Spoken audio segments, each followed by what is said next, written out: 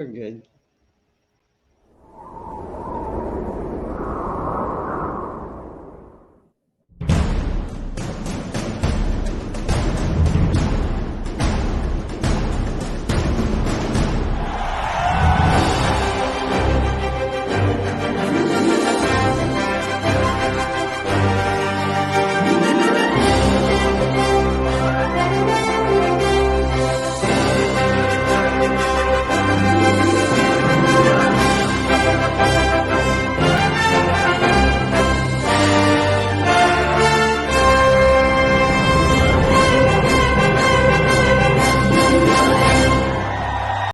Organissima, New York. Your exotic skin, hair, and beauty source, and your one-stop shop for all your natural and organic skin and hair care, featuring authentic organic Moroccan oil and prickly pear seed oil and much more, bringing you only the best, straight from the source and proudly produced in the USA. So what are you waiting for? Shop today at www.organissima.com. Organissima, New York. Your beauty is our duty. Organissima, New York. Your exotic skin. Hey, hey, hey, you know me. It's Cheryl Bryant Bruce, MD, and you're here with us listening to Chatters That Matters. Let's talk about it. We're here to educate, inform, and entertain you. I'm back again with my co-host, Hisham Elanmati, Hurricane H. Hello. We have another great show for you and an exciting guest with an extremely important topic. So without further ado, I would like to introduce to you Michael Worthen, who is from Las Vegas, Nevada. He's one of Las Vegas' finest firefighters, works with my brother, Kurt Beasy. And we're excited to have Michael here because the topic that he is talking about is just, it really is one that is close to our heart, close to our mission. We are talking about mental health in a population that is such an important part of our everyday existence. Without them, we would be in a heap load of trouble, and yet we don't always protect them, and they are in a situation that puts them at strain. So Michael is going to talk to us about it, and he's going to talk to us about how we can support them and the special issues that they're dealing with. So whenever you see a firefighter or an emergency response person, give them some love. Michael Worthen, welcome to our show. Thank you very much, Dr. Cheryl, and Hurricane. Thank you for having me on your show to discuss such a very important topic.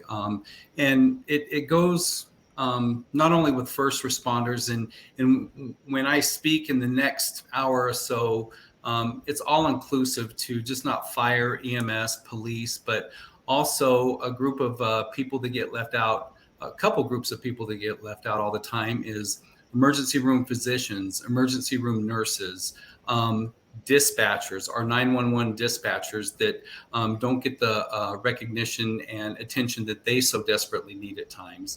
And also coroner personnel, because we deal in emergency services, and some of the things that we see, we can't unsee. And it's a very important topic that really needs to come to the forefront. And I really appreciate this venue and this platform to help get this message out about crushing the stigma about first responders asking for help or emergency service personnel asking for help, because the rates of people who are completing suicide are just, we can do a lot better with ourselves. Absolutely. So, Michael, can you just give us a little bit of your background to let our audience know what qualifies you to come on and talk about this very important topic? I've been in EMS for approximately 30 years. I just aged myself. And I started off in private ambulance sector for Mercy Ambulance in Las Vegas, Nevada. And then I was hired up at the Nevada test site at the fire department up here. I also have experience in being a flight medic with Valley Hospital Flight for Life and subsequently Mercy Air here in Southern Nevada. And gone through a couple situations with them, and we'll talk about it in the interview. But my initial passion, why I got into this field, was to help people. And that's to go on scenes and do the things that we do. Now I've shifted direction a little bit. I'm still helping people, but I want to help my brothers and sisters to not have to go down the same road that I went down, and that there is help available, because the culture dynamic of how things used to be in first responders 30 years ago needs to change and is changing now, so we can get the help that we need when we need it.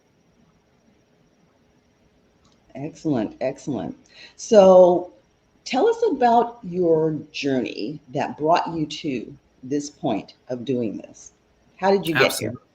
Absolutely. I appreciate it. I appreciate the question. So,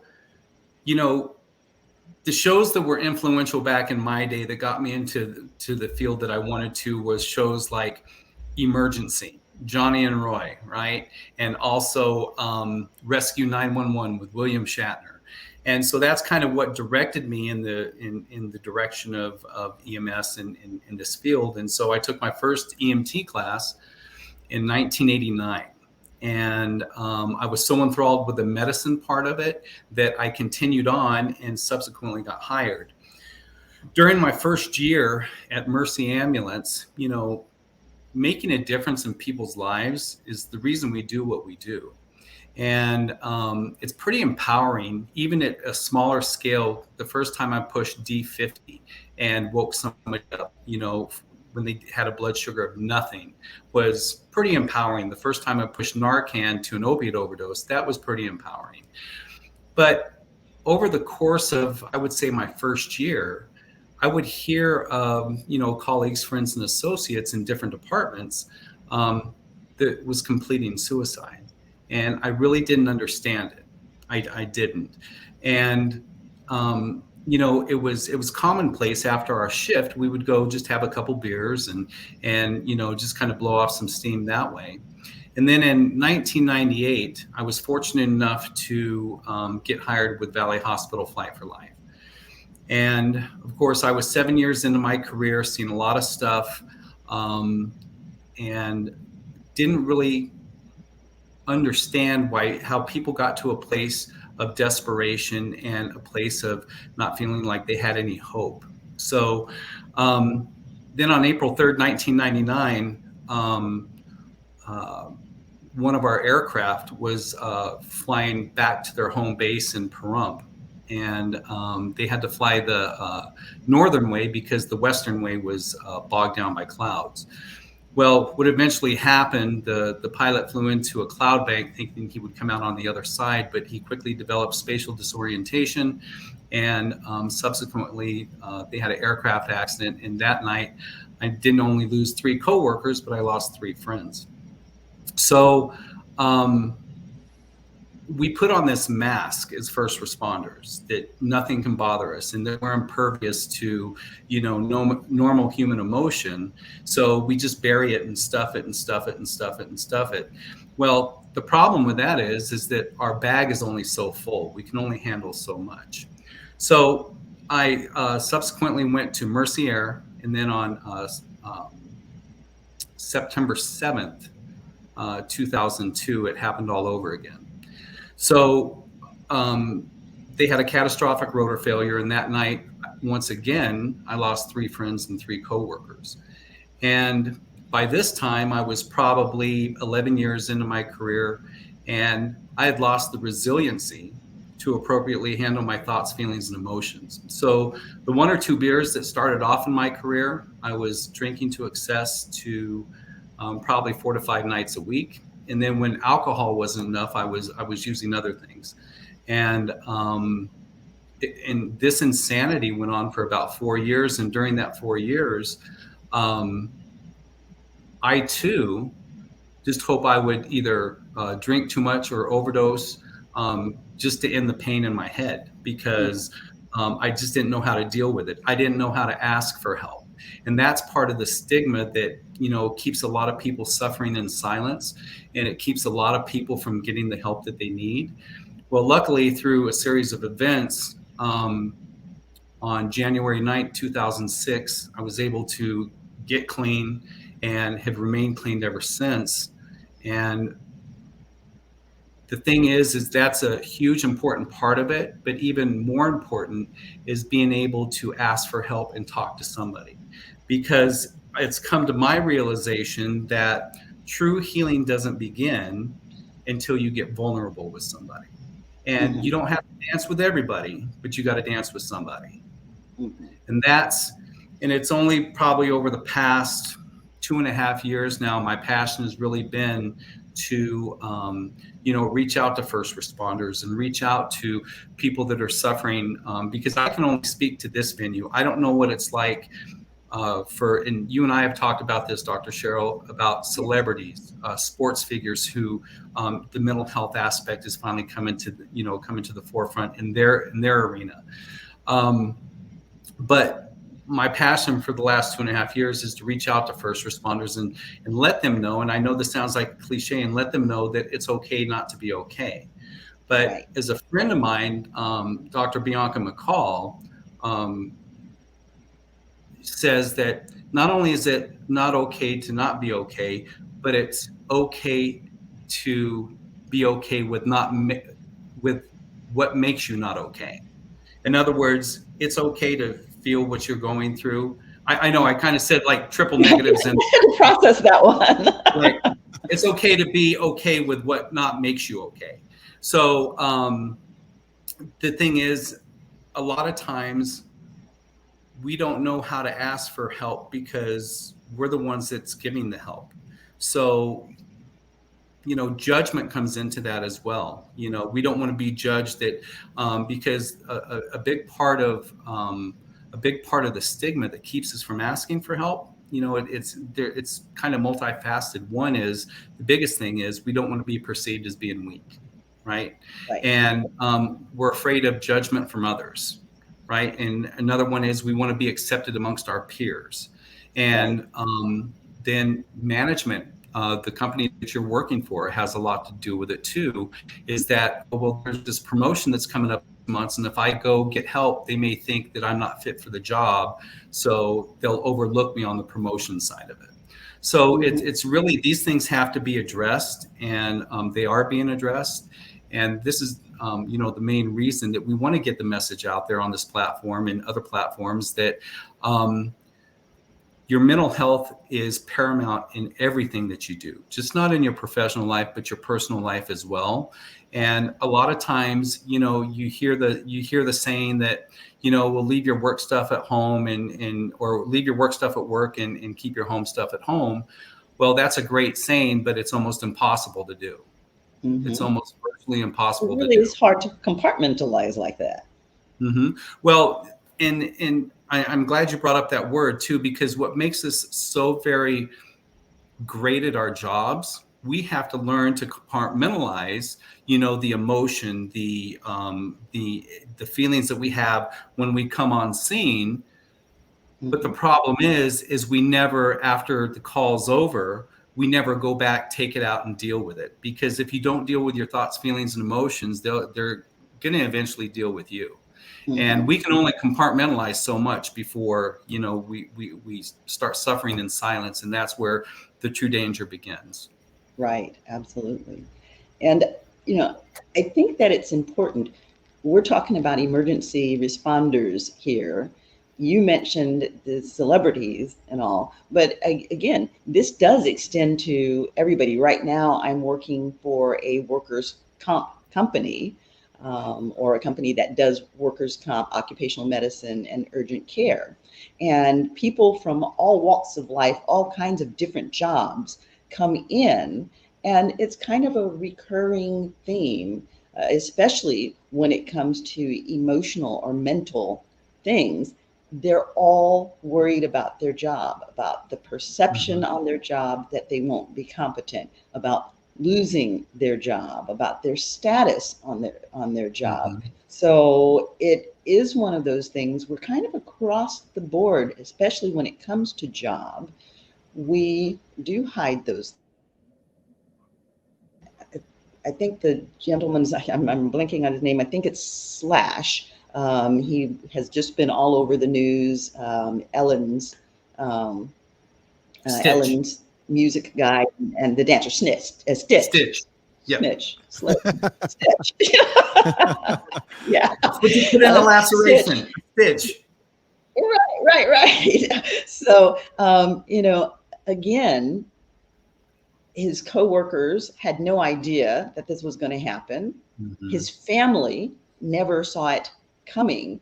So again, it shows that it goes all across the board, and it impacts from our job, but also from our families. We compartmentalize these things because we need to look strong and Yes. secure, and all of the things that allow our families to be able to depend on us and feel secure with us.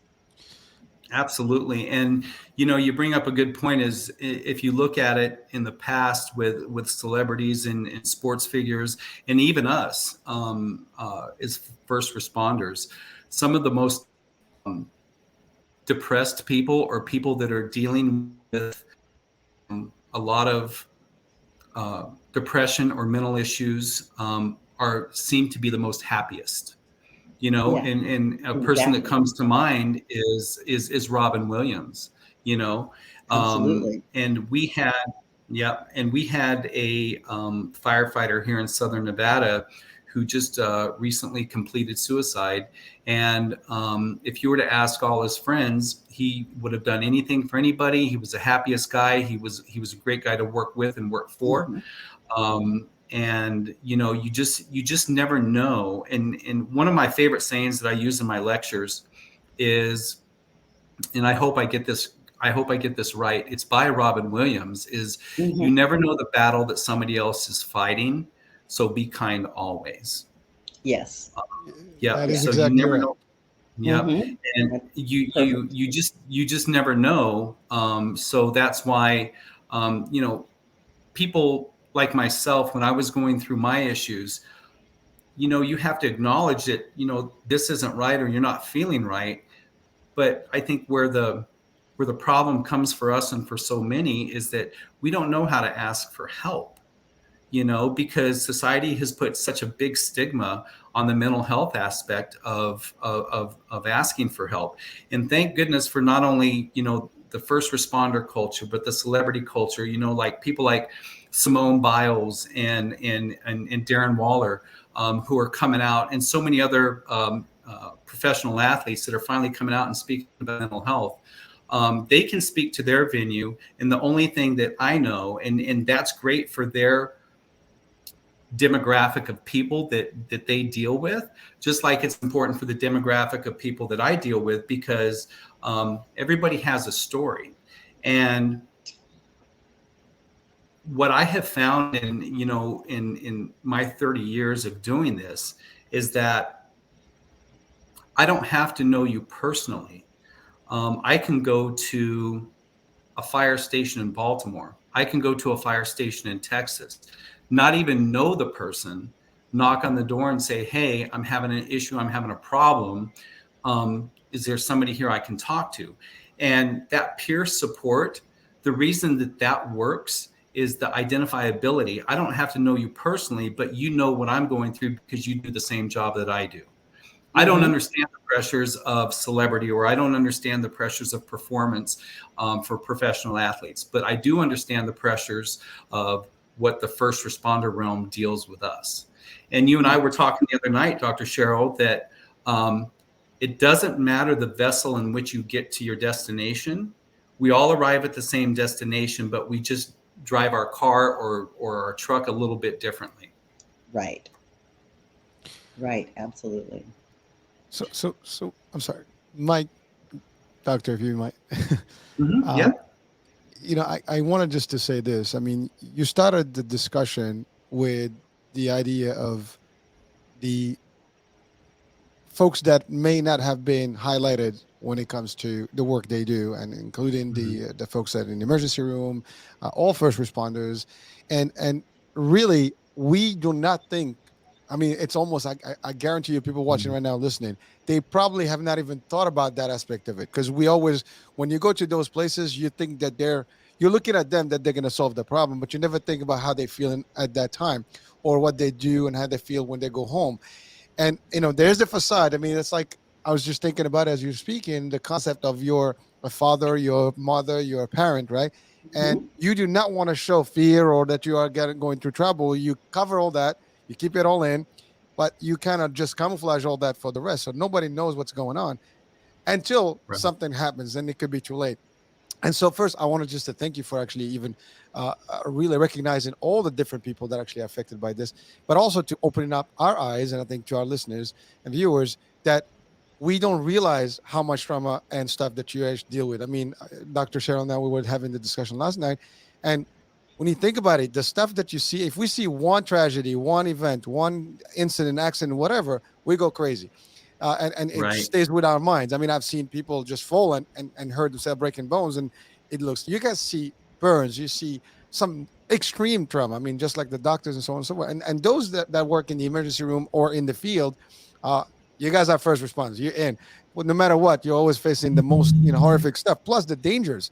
And that's the other thing. Like, you go in, your life can Mhm. be at risk at every given second, whether it's the fire, whether it's sometimes shootings, it could be many things. You guys are always in the line of fire, one way or the other. And we don't see that as much as just the regular public. We just expect the service. We expect that you're going to be there when it happens.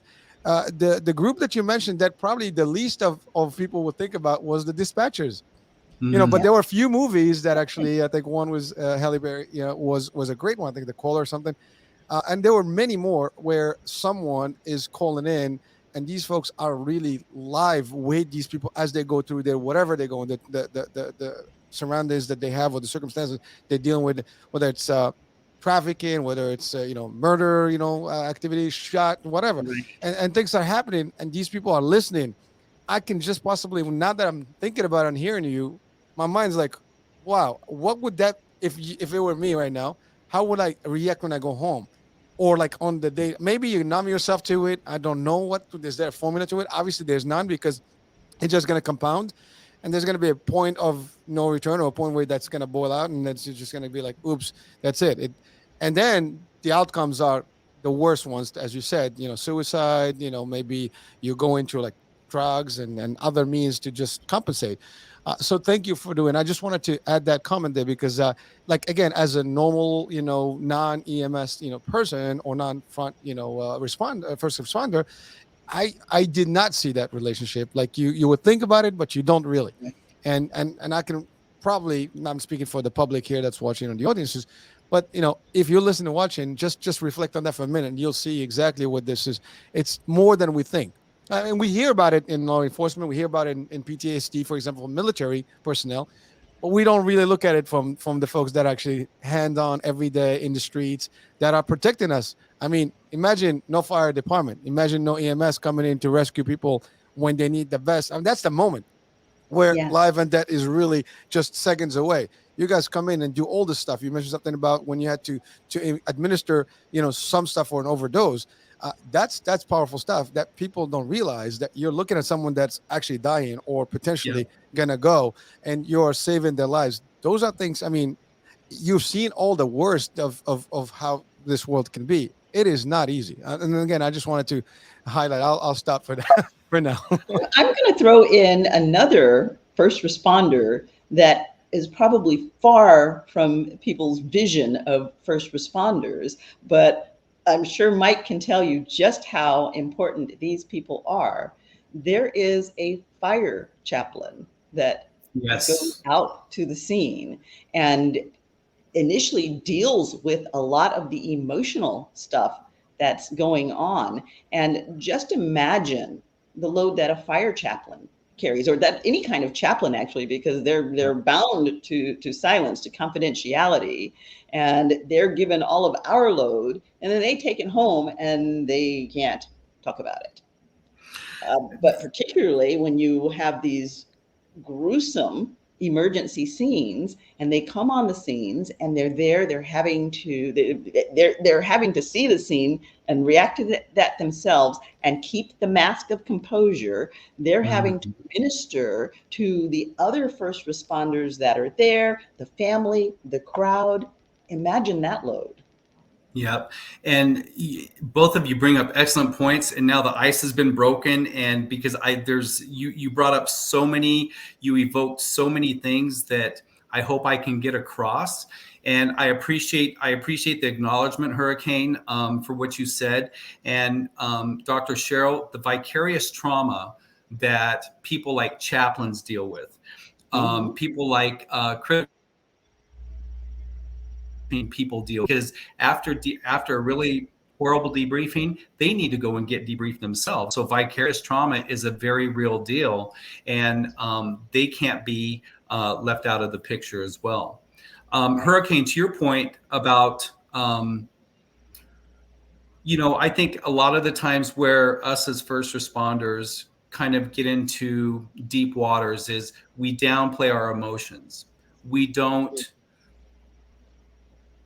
We're really good at caring for others, but sometimes our self-care is lacking and we downplay our emotions. But at the end of the day, when you take your uniform off, regardless of whatever chameleon type of face you put on during the day, you should have a t-shirt that says, "I'm human too." Right. And I say that because we're normal, everyday people that do an extraordinary job, and we have to give ourselves the grace to be able to, say it's okay to feel this way. It's okay to feel hurt, and it's okay to feel what I'm feeling, because at the end of the day, nobody is impervious to the feelings that they express, because your feelings are your feelings and you own them. And you should give yourself enough dignity and grace to say it's okay to go what I'm going through. And to your other point, Hurricane, about what you said about the dispatchers, about, they have a whole nother realm of stress that they feel, because can you imagine you have a screaming person on the other end of the phone, and you're trying to give pre-arrivals to them, and you can't see what's going on, the helpless feeling that they must feel sometimes of not being able to feel that they're adequately, helping this person. Case in point, when I was working at the coroner's office, because every firefighter and paramedic has to have a part-time job, right? So I was training as a death investigator. And I had to give a death notification to somebody that was out of state. And when I gave the death notification, hearing the screams in the background from the family members will stay with me always. So imagine that was just one call that I did.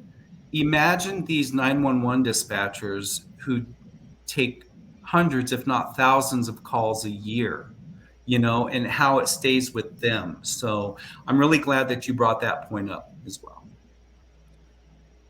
Listen, I mean, we can talk about it, but literally when you think about it in depth, I mean, it's just unbelievable. I mean, the level of, stuff that you have to carry on, and you still have to live, and day in, day out. I mean, there's no way you can hold on to it forever. There's no way for you to actually literally just minimize it.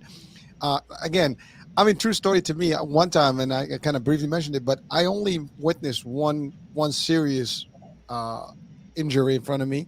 I still can see that visual in front of my eyes today. Mm-hmm. It was a simple thing. Now, you said you see these things, day in, day out, plus the risk and everything. And the worst part is you can't do anything about it. As a dispatcher, there's nothing you can do about it. At least you guys are hands-on. You can maybe make a difference. I mean, they're making a difference in a different way because they're getting you there. Right. But at the time, there's nothing else. They're just they're whatever's going on is mercy, right? Yeah, Until there you Right. has guys to be a get in sense of there, helplessness. yeah, there's nothing. I mean, you can frustrate yourself, you can get excited, and you have to also keep composed and nice, and you got to give all the good positive stuff to whoever it is on the other line. Help is coming, hang on, what you see and stuff, and they have to give all these coordinated things. I don't know if, I mean, that's an amazing job, and I think like we don't even uh, thank folks that do these things enough. So thank you for actually doing that work, and hopefully people now finally, and as you guys do the work, then you going out and talking about these things, and even like a show like this, people can realize like how much is being done with a lot of people that we don't sometimes even, because they are behind the scenes, they're backstage, nobody sees them on the day-to-day basis. Right. You don't think about it. Right. They see us. They see all first responders, emergency service personnel, doctors, nurses. They only see them for a brief period, and they don't think how those caregivers, how it affects, because they're just with them for a short period of time, and so they don't understand sometimes the mental toll that it takes all of us. And like I said, in this venue that I can speak at, and I'm sure that the pressure of performing for professional athletes, what they must deal with on a day in and day out basis. Dr. Cheryl, I'm sure, can speak to that more eloquently than I can. And then the whole realm that they deal with. But Kate, one of the things that you brought up is how it affects just from a layman standpoint. And I was talking to Dr. Cheryl the other night about this is Monday Night Football. Look how many people witnessed Mr. Hamlin's injury and accident, and look at how it affected his teammates, right? And first and foremost, I'm glad he's on a road to recovery. I'm glad that he'll be back, hopefully. But look at the mental toll it took on just not only his teammates, but everybody in that stadium, everybody watching on TV. It kind of left him with an awe. And what we deal with sometimes, not that it's just the course of our job and the scope of our job, we may have 3 or 4 of those calls in a shift.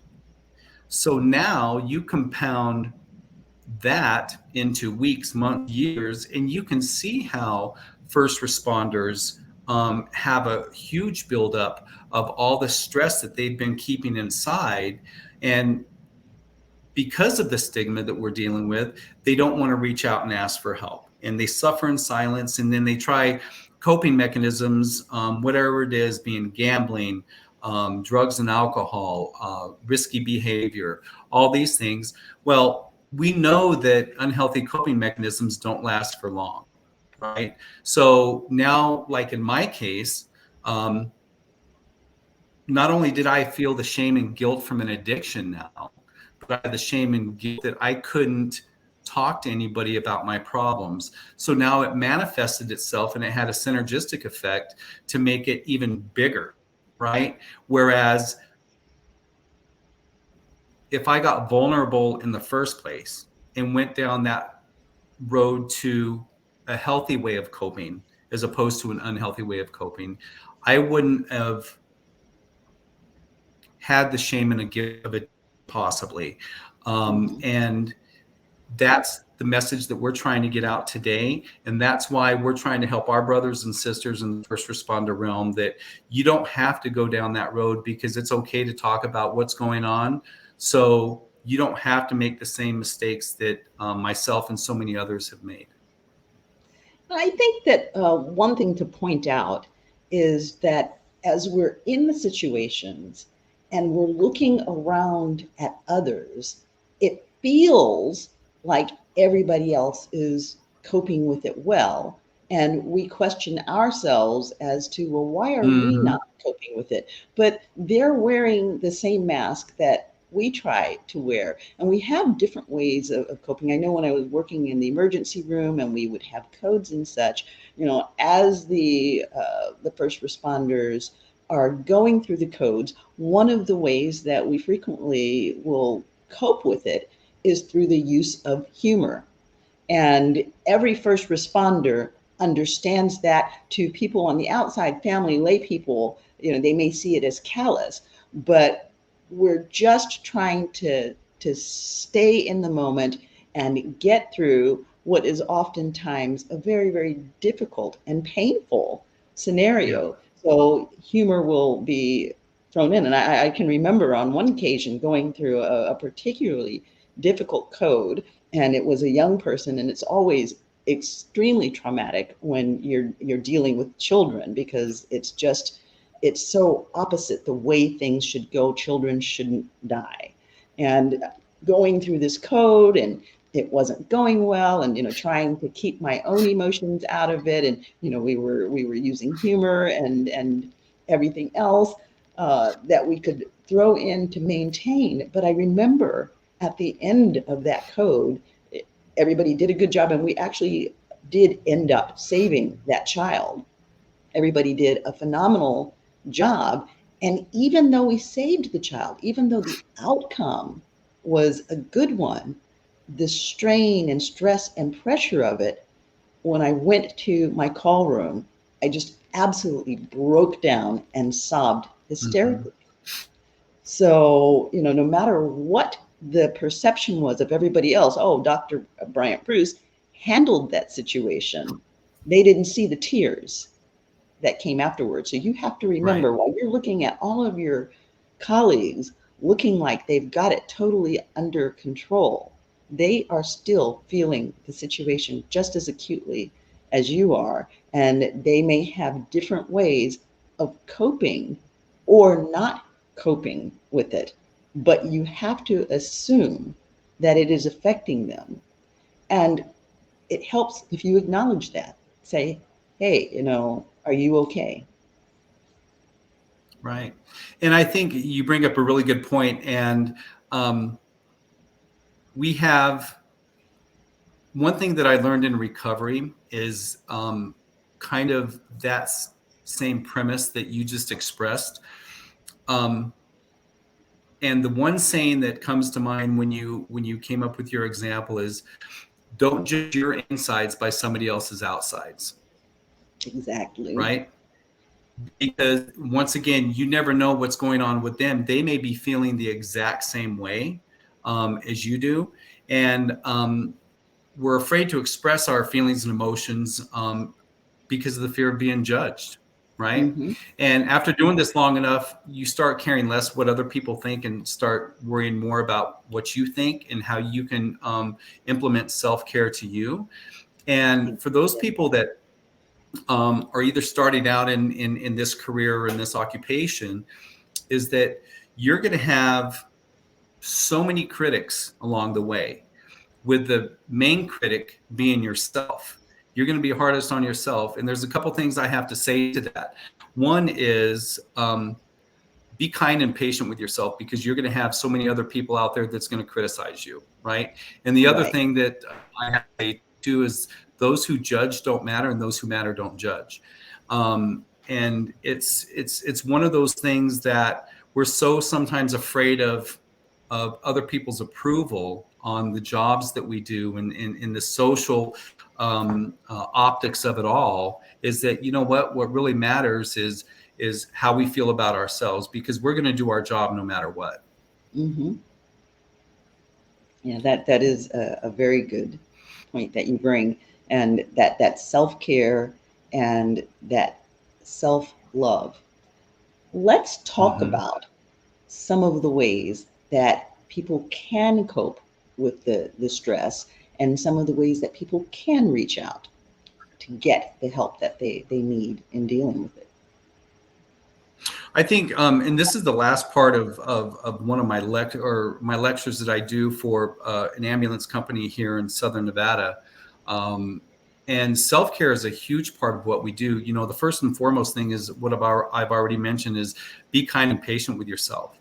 And I have a slide up there, is that there's many people out there just like you that are fighting the exact same battle, because sometimes what we tend to think is that we're the only ones that are going through this, and we're not.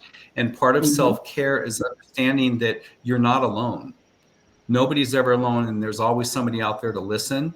And I think self-care, no matter what you do, whether you take 15 minutes throughout the day just to meditate, or just to be with your thoughts and be alone, taking breaks throughout the day, and they give other suggestions too, but in our field, in our line of work, it's kind of almost virtually impossible. Like, keep a regular schedule. I don't know one first responder that keeps a regular schedule, and that's including emergency room physicians and other emergency service workers too. But have patience with yourself. I think that's the biggest thing too. And don't put unrealistic expectations on yourself. And know that, through the course of our jobs, we're going to learn. We're going to learn what works for us and what doesn't work.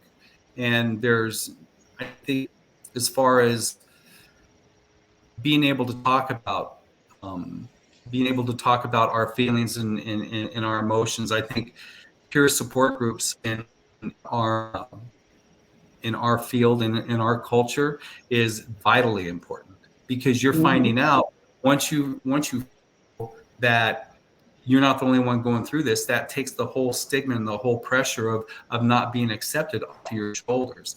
And it's been my experience that's 70 to 80% of it is right there. Talk to a peer. And the great thing about peer support is we're in the job and we're in the business to fix, right? So when people come up to you, you automatically get nervous. Or when they come up to me, it's like when they come up, hey, Mike, can I talk to you for a minute? Automatically, my fixing brain goes on. It's like, uh-oh, what problem are they dealing with? How am I going to fix it? But the beauty about peer support is the only thing you have to do is listen and show empathy and sympathy. Right. And not judge. Because people respond to situations differently. Their emotional answers may be different than our own. We're all wired a bit differently. So we want to not judge, while at the same time looking for the indications even that that person may not be opening up. They may still be masked, and trying to do what we can to allow them to let down the wall, let down the defenses, so they can be open and share and feel like we're not going to judge them if they do. Right. And I think another very important thing about self-care too is, because we're so dedicated to our profession, you need to set boundaries for yourself as far as having balance. And I say that, it's one thing to be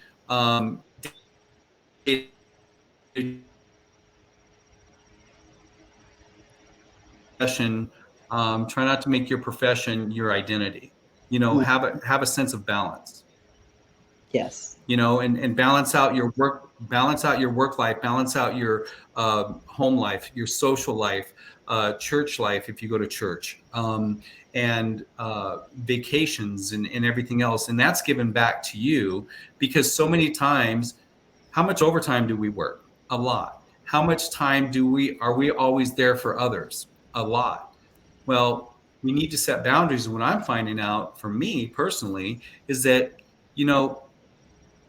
I matter just as much as the patients that I serve. And once we understand that with ourselves, we'll start giving ourselves the love, the balance that we need. And, because if you start tipping the boat, eventually that side of the boat is going to, cause things to capsize. And that's what we're trying to prevent.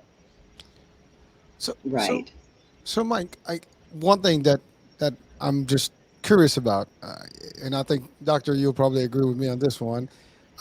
You work for, let's say, currently in the fire department, and there's plenty of those around the nation and worldwide, and of course there's people that work in the hospitals, the dispatchers, and so on and so forth. But what kind of measures or I guess, dispositions are available to assist people, at least to be anticipating some of the dealings with the first responders in terms of mental health? I mean, are there services that are available readily for you, or is only when you have a problem? Are there, like, something that's available to you, for example, to get you on an ongoing basis to help you and guide you through all those things? I mean, is there such a thing? I mean, I'm not sure, and that's why I'm asking. It just, yeah, I'd be curious to know, because technically, this is going to be a difficult job, so you need to have dispositions and stuff ready to help your staff, to help your Yeah. city folks that are going to go out there and save lives. And I mean, I can give you an example. I know, for example, in the pandemic, the EMS, the nurses, all the first responders were there, right? But there was not necessarily a lot of care about them. And let's just be clear about it. They put in a lot of hours. They were there day and out where there was risky. But the outcome after the pandemic was not really what we expected, at the same level. That they were all like heroes, but then all of a sudden, that hero business has gone away, and I'm not being funny about it. I'm just literally being as honest Right. about it, because we would have hoped that the same way they were treated, and everybody, we were all gun hope for them during the pandemic. That's not the same feeling that happens after, when everything kind of dissipated. And and again, the trauma didn't go anywhere, and it's still there, and the cases are still there. But are there any departments, solutions that are already in place to help, mental health, access, whatever the case may be? That's a great question, and that's It the is. $100,000 question, actually, because I wish there was a magic solution to such a intricate and complicated problem. Is that there is programs available. We try to implement the best that we can. There's programs like critical incident stress debriefing. There's critical incident stress management. There's peer supports. One thing that we have found that first responders don't utilize are things like EAPs. And I'll tell you why. Employee assistance programs, for those of you that don't know. And I'll tell you why, is because one is a trust factor. And don't get me wrong, the people at EAPs do beautiful work, and they do a lot of great things for a lot of great people. For first responders, it's a trust factor, because if they report to an EAP, they feel like, just like Dr. Cheryl said, their job's going to be in jeopardy. And another thing is the relatability, the identifiability. Yes. It's like, as first responders, we see the things that we see, and the problem is that unless you're trained specifically, like in trauma intervention or things of that nature, sometimes the relatability isn't there with the people that you talk to. And that's why I'll give you a perfect example. I had to vet probably 5 or 6 people for me to go talk to personally, a therapist. I had to vet 5 or 6 people before I got one that really understood what first responders and people go through. That's in my business. So that's a great question. I think peer support has worked out, but I think where we start the prevention is planting that seed to let people know, hey, if it's your coworker, or if it's somebody that you can trust that will understand, you need to talk to somebody to get this off your, because by active listening, I'm not a mental health professional, but by active listening, in a sense, what just the listening part of it does validates those feelings that person has, especially without judgment and empathy too. Because we need to get it off our chest. We need a sounding board, and we need to know that we're not crazy. Because one thing they teach you in critical incident stress management is that, you're a normal human being with normal human emotions that has been exposed to a very abnormal event. And we have those events every single day. And it's when you start piling these events on, and you think that you have some sort of defect for feeling the way that you're feeling, then that just adds to it. And so that's why we need to process it. We need to have somebody there to listen, however that avenue may be. And then if things progress to something more dire, such as post-traumatic stress disorder, then when medications and everything else are needed, then of course they have to see a mental health professional and a psychiatrist. And I think that it's important to note how extremely important it is that that happens in order for the person to go on. And especially when you're talking about first responders, as you said, these things are happening on a daily basis. And so you compound that. I mean, you're in a career that has lasted decades, and you've seen things over and over and over again. And your mind hits the replay button over and over and over again. And we saw what that looks like when it's not properly attended to with our Vietnam war vets. We see them all the time out on the street, traumatized, psychologically messed up in so many ways because they weren't attended to. They weren't shown that love. They weren't shown that respect. They weren't shown the compassion of saying, we know you went through a tremendously trying experience, and we're here for you. We support you. It must be that Piscean connection that you and I have, Cheryl, because I was going to bring up the veterans, Dr. Jeffrey T. Mitchell, who's instrumental in the ICISF, International Critical Incident Stress Foundation. In one of his books, there was a study that was done either in the early 70s, mid 70s about Vietnam veterans. And there was a group of veterans that they would make it a point to meet every Tuesday, or they would meet once a week and just stay connected. And those veterans thrived so much more better than veterans who went individually to counseling or to this and to that. And I'm not downplaying the importance of counseling, but I'm upplaying the importance of being with your tribe, so to speak, to be able to talk about the things that you went through together. In that team-based approach, and even meeting once a week made a huge difference in their lives. Yes. And that what you just said actually made me think about something, in that unless a person is in your job, going through what you're going through and seeing what you're seeing every day, they can't completely relate to it. Right. And so for those of us, for anybody out there listening, if you're in the counseling field, you know what you know, which is a lot, but the feelings that this person that's been through the situation has are valid. And we need to accept those feelings and validate them. And we need to let that person know, I'm here for you. I understand the process of what you're going through. But, one of the things people say is, you don't know what I'm going through. You've never been there. You don't know what this feels like. I think as providers who are providing help, we need to acknowledge that and say, yes, I do not know exactly what you're going through. That's very valid, but I'm here to learn, and I respect what you're going through, and there is a process that we can take you through that will help you deal with the issues.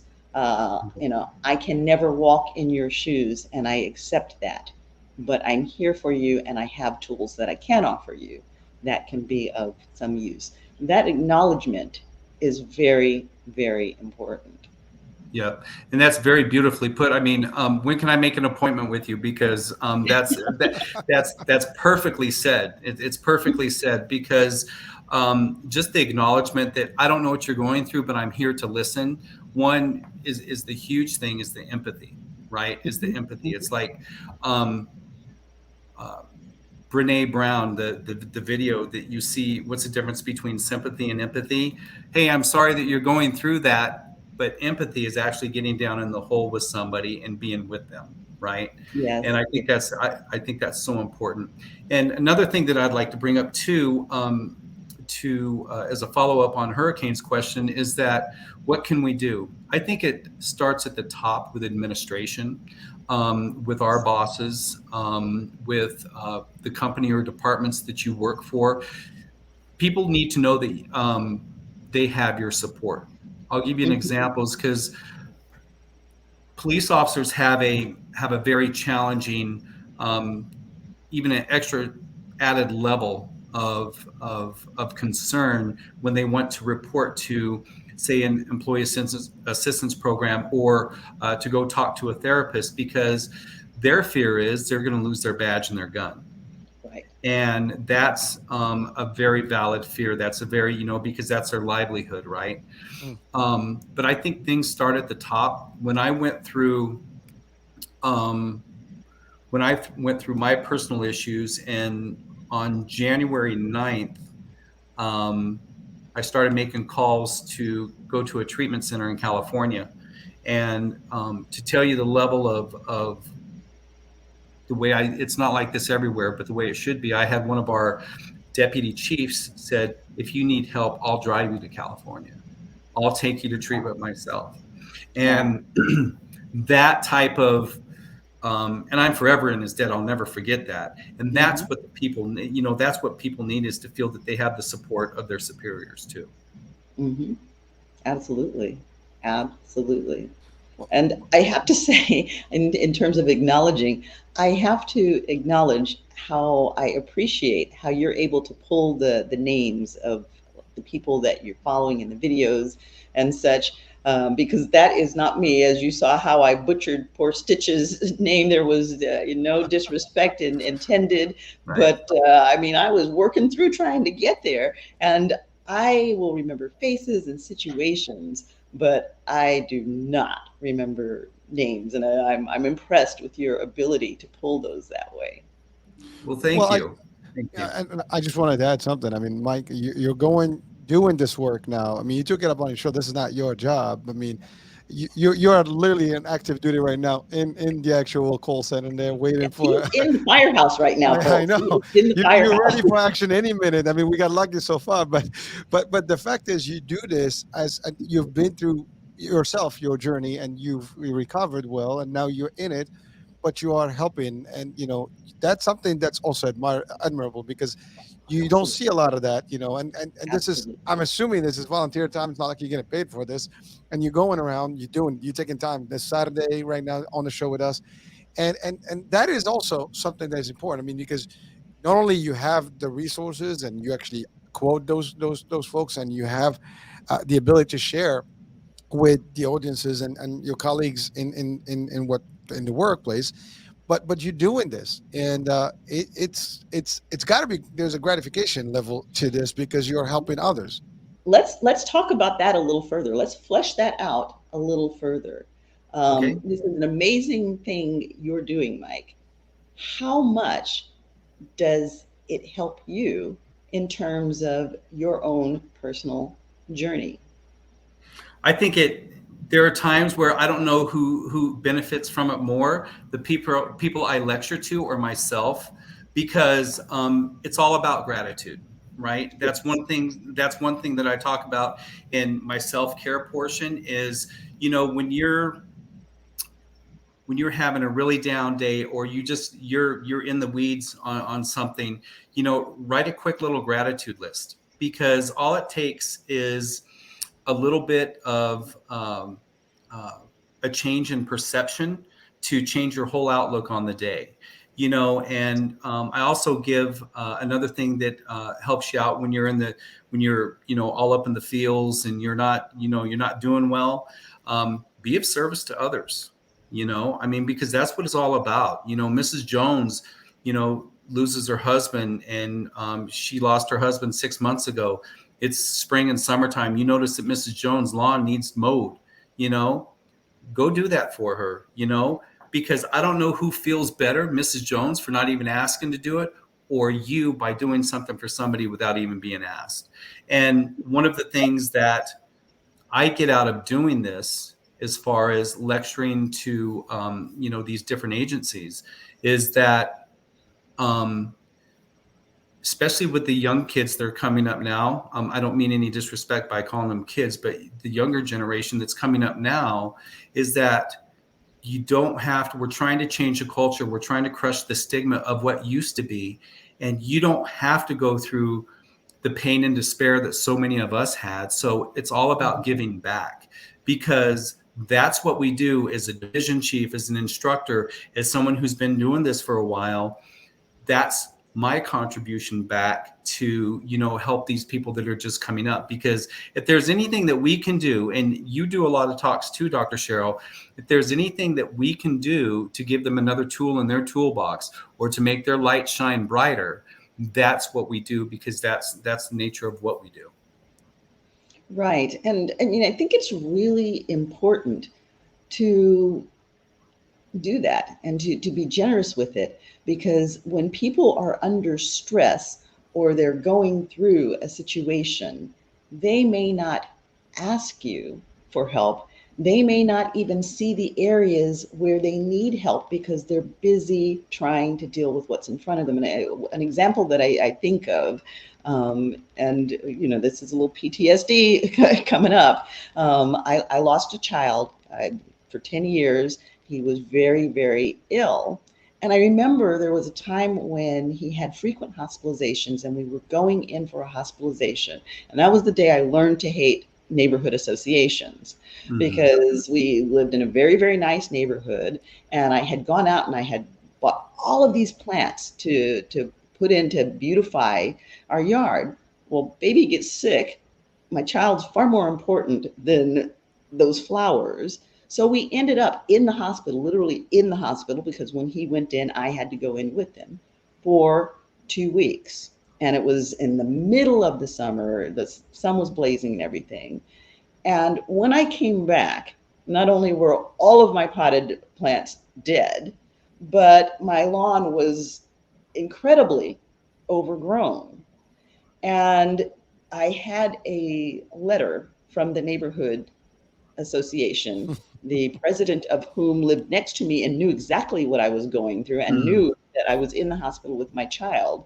And this letter was chastising me for having allowed my lawn to overgrow. Now, at the time, I was a single parent with sick child, and there were intact households on all sides of me, with husbands and sons and such, that could have mowed the lawns, and even wives could have mowed that lawn. I mowed my own lawn, but nobody did. Instead, they slapped my hand for not mowing it. Do you know how far the compassion of one person having mowed that lawn for me would have gone in terms of soothing the pain that I was in at that time? And the fact that I got that neighborhood association letter, had it been at the wrong moment, it could have been the difference between life or death, mine. Right. We never know what that other person is going through. You said that earlier. What you do, the smile you do or don't give, could be the difference between whether someone lives or dies. Yeah. And that's, and you bring up a whole nother aspect to this too. I recently went to a resilience conference from Resilient Minds on the Front Lines. And one of the big things that they teach us there is random acts of kindness, our racks, so to speak, right? And you don't know the perception, or the someone may be having a really cruddy day. For example, my daughters like to go to Dutch Brothers. They're 12 and 10. They're aged beyond their years, right? So that's their adult thing to do. They feel adult when they go to Dutch Brothers. I occasionally buy the car behind me, a drink, and it's because you never know the kind of day that they're having, because I've had random acts of kindness put towards me, and I can tell you it came at the right time, at the right moment, because I just wasn't feeling it that day. And to know that somebody just cared enough to just do something for a total stranger was immensely important to me. And that's why I try to make it a point. It doesn't always happen. I try to make it a point to always say thank you and you're welcome, to the people who serve us, like at the grocery stores, Yes. to, hold the door open for somebody, because not only does it make that person feel better, we get to reap the benefits as well. Yeah. Yeah. And no job is too small to be appreciated. Right. we, Exactly. we need everyone.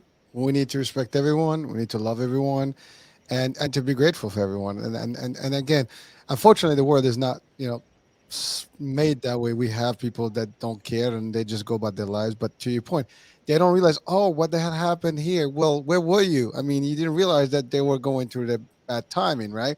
And Right. by the way, life sucks because karma happens, right? You never Right. know when you're gonna need something. You dish out good, you get good. You dish out bad, you're gonna get some bad eventually. No, Right. that low is not gonna be deviating. It's always gonna be there. So just be prepared. Yeah. And again, I mean, listen, I know we're coming out to the end of the show here, but you really are doing a terrific job, Mike. I mean, and also just going through this, like even this show. I mean, you've given us some real eye opener business here, because for the folks that are listening and watching right now worldwide, literally, they may not even have something like what you do. I mean, I Right. know there are parts of the world where Right. this doesn't even exist, and some parts of the nation probably where it doesn't exist. So it's amazing that you're taking this, and hopefully other people can take the torch and work along you, and or Yeah. just continue the work that you do or work at the same time. But there's got to be more to be done to help people, and these are the people we need. I mean, we can't live without you guys. I mean, let's be clear. Not everybody can. I think we all need each other for one way or the reason. You need doctors, you need everybody, Absolutely. right? And if you're not there, I mean, imagine if all of you that are doing out there today, watching, listening right now, that are in the front end of this, and you are first responders and dealing with this stuff, and you give up, you can't do it. What happens? We're done. We're doomed. I mean, who's going to save your loved ones when you need them? You need somebody. You need an ambulance. You need this. Nobody's there. You call a dispatch. There's no dispatch. That's a problem. We don't want that. We want people to be ready and helpful, and we need to do our part to support that as well. So again, you got our backs, and all of us watching and listening. If you have someone that you know that's doing the job, at least say thank you, and maybe just say how you doing. Maybe that's easy. I mean, Right. sometimes just a Right. simple question: how you doing today? How's your Right. day? Yeah. And Oh, mean it. And mean it though. well, of Don't course, say it yeah. in Right. passing like you don't really matter. I'm just giving you lip service. Actually look at that person, see them, and mean it. And when they respond, acknowledge that they've responded to you, Yeah. whatever that response may be, acknowledge it. I tell you what, the 3 seconds it takes to ask somebody how they're doing and mean it can change the whole outlook on somebody's day, especially for us, Absolutely. because it goes deeper. I'm not into the mental health profession or anything else, and I don't know what psychological, dopaminic releases it elicits or anything like that. But just having somebody asking the question, "Hey, how are you doing today?" and mean it gives me a sense that they actually care when I'm, about Mike, and about how my day is going. And one thing that I want to touch on too before we leave is that kindness and empathy is applicable across all our lives, just not Yes. first responders Yep. and amongst everybody. Yes. So just if we can take that with us today, and I have one last thing that I want to say, but I'll let you guys wrap it up. Well, let's hear that one last thing that you want to say, because it's certainly going to be important to somebody. I just want to say to any of the first responders that are out there, regardless of the job that you do in the emergency response realm, if you're suffering, if you're in a dark place, please reach out, please get some help, talk to a friend, And just know, please know, that you're not the only one out there that's suffering, because there's a lot of us out there that are. And there are other resources out there that you can call. And I know that we don't have time for it today, but maybe on another show we can talk about 988. And we can talk about, crisis hotlines and everything else. So, my heart goes out to those people that are not doing so well right now. So please, there is somebody out there to listen to you.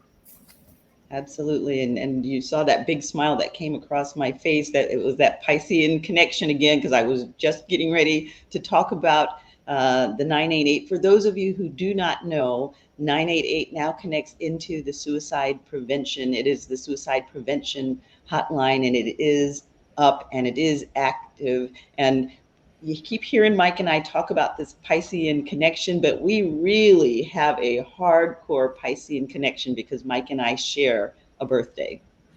So we're here. Yep. Mike, thank you for being here. This was absolutely awesome. And you addressed a lot of things, and certainly we will be bringing you back because, as I said earlier, this is a big onion to unpeel with so many different layers, and each one of them can be a separate topic. And we would like to address a lot of them.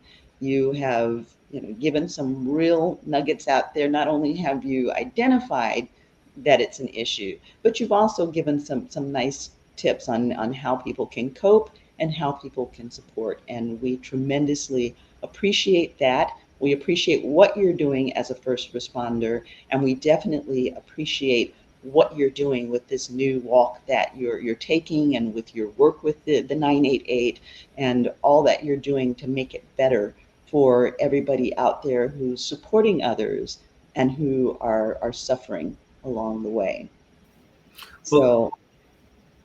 Well, thank you so much, and I can't thank both of you enough for having me on your show. It is a message that needs to get out there, and we need to start having that conversation to help take that stigma out of there. And I appreciate the opportunity to be here, and hopefully we'll be back soon.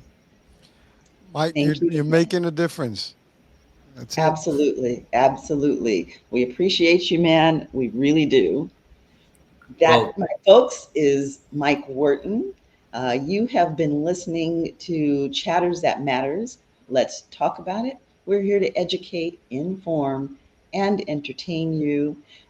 All of Mike's information will be listed on the YouTube site, the EMBC television network site, my IG and such. There will be a lot of places where you can connect with Mike if you're interested in having him as a speaker, if you're interested in doing a workshop with Mike. There are lots of things that he can assist you with. And if you don't catch it on the EMBC TV, you know, excuse me, you know how to reach myself and Hurricane. We're there, and we'll connect you with Mike. We definitely are behind what he's doing and the importance of it. The 988 number will be listed on the site. That is the suicide prevention hotline, and we want to make sure that you have it. And I think, Hurricane, I don't know how you feel about it, but I'm pretty sure you'll be on the same sheet of music. I think that on the site, with each one of these shows, we're going to list that number so that people have it, because it's just that important. If that number saves one life, then we've done something. Actually, we had it on a previous show, but yeah, we can add it to all the shows. And certainly, Mike, whatever information you have that you want us to broadcast as well, if you have videos, whatever, the preventative, we can certainly use them, or your other shows, I can certainly push them out. Because again, the more, the better, the message. But I think today's message is definitely going to be heard. It's going to be Awesome. worldwide, and a lot of people will be, reaching it, and it will be reaching people. So thank you so much. That's awesome. Thank you guys so much too. And thank you for listening to our show, watching our show. If you enjoyed our show, please go ahead and definitely share. And we'd love to have your comments because we always want to make it better, and we want to bring you the things that you want to know about. So this is Chatters That Matters. Let's talk about it, and we hope to see you again next week. Thank you for joining us, and have a wonderful week. Bye, everyone.